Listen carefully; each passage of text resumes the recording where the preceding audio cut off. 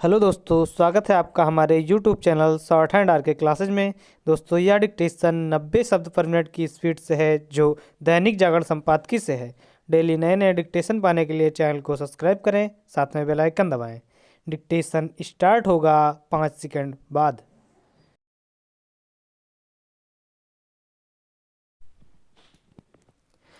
Start. Uttarakhand में आई आपदा में फंसे लोगों को बचाने के लिए जिस तरह मरीन कमांडो को मोर्चा संभालना पड़ा, उससे यही पता चलता है कि राहत और बचाव का काम कितना दुष्कर है। उम्मीद की जाती है कि तमाम मुश्किलों के बाद भी संकट मोचक बल जल विद्युत परियोजना की सुरंग में फंसे लोगों को बचाने में समर्थ होंगे। लेकिन आवश्यक केवल यह नहीं है कि इन लोगों को बचाने में कोई कसर ना उठा रखी जाए, बल्कि यह भी है कि उन कारणों की तह तक वास्तव में जाया जाए जिनके चलते यह आपदा आई। यह आपदा यही इंगित करती है कि 2013 में केदारनाथ की उस भीषण त्रासदी से जरूरी सबक नहीं लिए गए, जिसमें सैकड़ों लोग मारे गए थे। कायदे से तभी इसका पता लगाया जाना चाहिए था कि ग्लेशियर ग्लोबल वार्मिंग से प्रभावित हो रहे हैं या नहीं। यह ठीक नहीं कि ग्लेशियरों की प्रकृति का अध्ययन करने के लिए जो पहल हुई थी वह आगे नहीं बढ़ सकी। कम से कम अब तो इस पहल को आगे बढ़ाया ही जाना चाहिए, ताकि ग्लेशियरों की गतिविधियों का सटीक आकलन किया जा सके।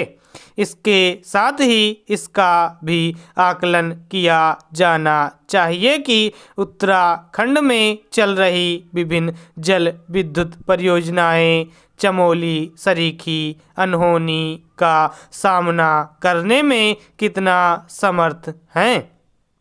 यह हैरान करता है कि यह समझने की कोशिश क्यों नहीं की गई कि यदि ग्लेशियर टूटने अथवा हिमस्खलन होने से नदियों में बेहिसाब पानी आता है, तो फिर उसके तट पर स्थापित जल विद्युत परियोजनाओं की सुरक्षा कैसे सुनिश्चित की जाएगी।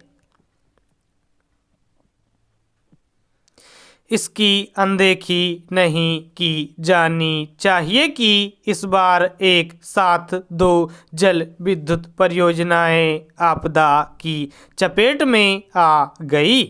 एक तो पूरी तरह तबाह हो गई और दूसरी को अच्छी खासी क्षति हुई। वास्तव में इसी कारण जान के साथ माल का नुकसान भी बढ़ा।